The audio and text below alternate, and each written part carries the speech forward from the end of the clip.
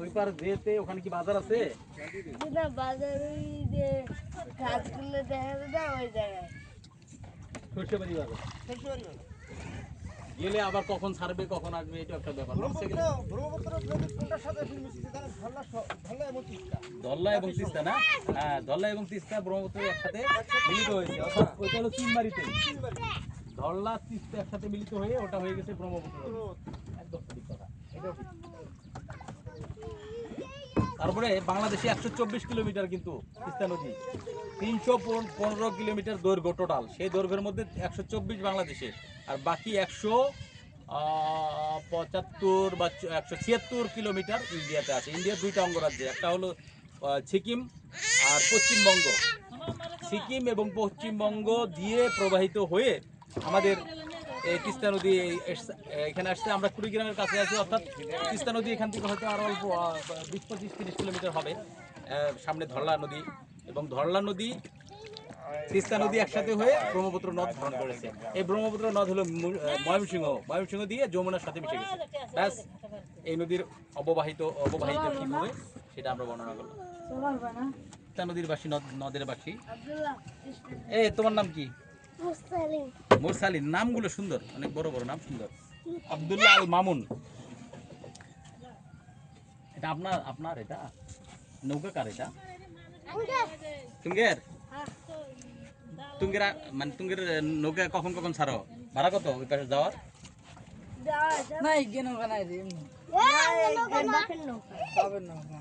এই ভাড়া কত এই নৌকার বলো? তুঙ্গের তো নৌকা ভাড়া কত? হ্যাঁ, তো এই হালখাতা কখন করে? 1 বছর।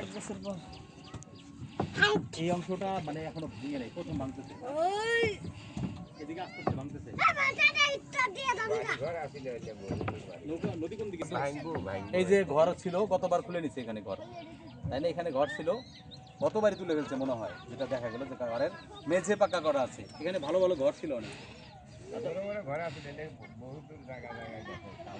এই আমি তো এটা আগেও বলছি যে এই অঞ্চলটা আসলে কোনো পাকা ঘর পাওয়া যাবে না। কারণটা কি? কারণটা একটাই, এই অঞ্চলে নদী কাছাকাছি হওয়াতে ভাঙছে। ওই নদী ছিল ওই অংশে, ওই পারে, সেটা ভাঙতে ভাঙতে এই পারে আসে, প্রতি বছর ভাঙছে। এখানে স্কুল ছিল, মসজিদ, মাদ্রাসা, অনেক কিছু ছিল, এগুলো এখন আর কিছু নাই। কারণ তিস্তা নদীর ভাঙনের নিয়ম, তিস্তা নদী ভাঙবে, এটাই স্বাভাবিক। ভাঙতে ভাঙতে এই অংশে আসছে, আমরা এখানে আসছি। এই বছর এনারা চিন্তা করছে যে এই বছর, আগামী বছর এখানে থাকবে কিনা সেটা বলা যায় না। স্রোতের এমন খেলা, 1-2 কিলোমিটার একবারে এক রাতে ভেঙে ফেলতে পারে। সেটা বর্ষার সময় আসলে ভালো দেখা যায়। আমরা বর্ষার সময় আসিনি, আমরা এমন এক সময় আসছি সেটা হলো শীতকালে, শীতের জানুয়ারির মাঝামাঝি সময়। এই সময়টা এত নদীতে পানি কম থাকবে, এটাই স্বাভাবিক। নৌকা ভালো, আমরা চেষ্টা করব বর্ষাকালে একবার আসার জন্য, তখন দেখব কীভাবে নদীর স্রোত এখানে থাকে।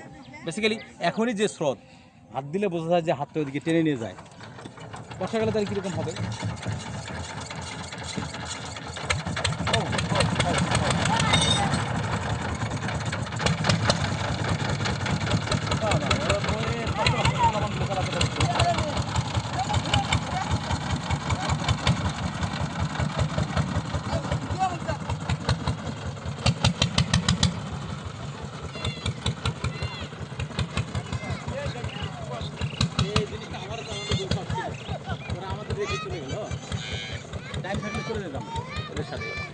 তাই না?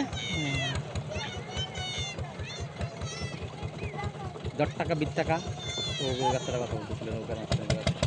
কারণ এটা গোসল করতেছে তো মহিলাগুলো, চলে কিছু বলতে হলে তিস্তা নদী, এই নদীর পাশের মানুষ, বাচ্চারা কিন্তু পড়াশোনা করবে। ছোটো ছোটো বাচ্চারা যাদের প্রাইমারি শিক্ষা লাগবে, তারা কোথায় পড়াশোনা করবে? তাহলে এখান থেকে এপাশে কাউনিয়া, এপাশে রাজারহাটের অঞ্চল, মানে যেখানেই যাই না কেন, মানে জায়গাটা খুবই দুর্গম। নৌকা, তারপরে পায়ে হেঁটে যেতে হবে প্রায় 10 থেকে 12 কিলোমিটার, তাও চরের রাস্তা, 2 থেকে 3 ঘন্টা লাগবে। কিন্তু সেই অঞ্চলেও একটা প্রাইমারি স্কুলের খোঁজ পাওয়া গেছে, আমরা দেখতে পেলাম। এই যে একটা প্রাইমারি স্কুল, সূর্যের বিপরীতে তুললে ভালো হবে। এটাও কিন্তু পাকা নয়, একদম টিনের চৌচলা ঘরের স্কুল। সেই স্কুলটা আমরাও একটু ভিজিট করতে চাচ্ছি, আসলে যে স্কুলটা কী অবস্থায় আছে, কেমন আছে, কেমন চলছে স্কুলের পড়াশোনা, স্যারদের সাথে আমরা কথা বলবো।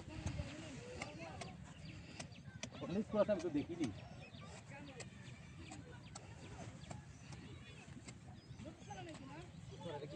সরকারি প্রাথমিক বিদ্যালয় নাই, নাই। থাকেন।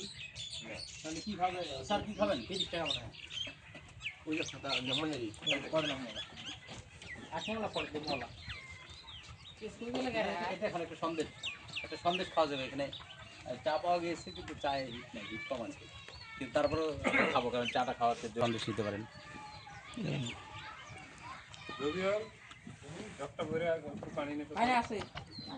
এখানে আয়রন নেই এদিকে পানিতে, ভালো পানি থেকে বেরিয়ে আয়রন থাকার কথা না, কারণ এখানে হলো ভালো তিস্তা নদী প্রবাহিত হয়ে গেছে। পানি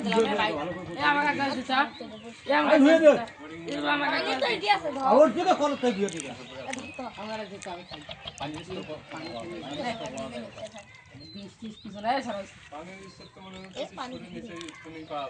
আয়রন নিচে টিপের নিচে না, সরকারি প্রজেক্ট তো। এখানে সরকারি স্কুল তো আছে একটা, একটা না, এখানে দুইটা স্কুল আছে এখন থাকা না থাকা একই অবস্থা। না ক্লাস হইতেছে, এখন বাড়িতে আগে ক্লাস হইতো না, এখন ক্লাস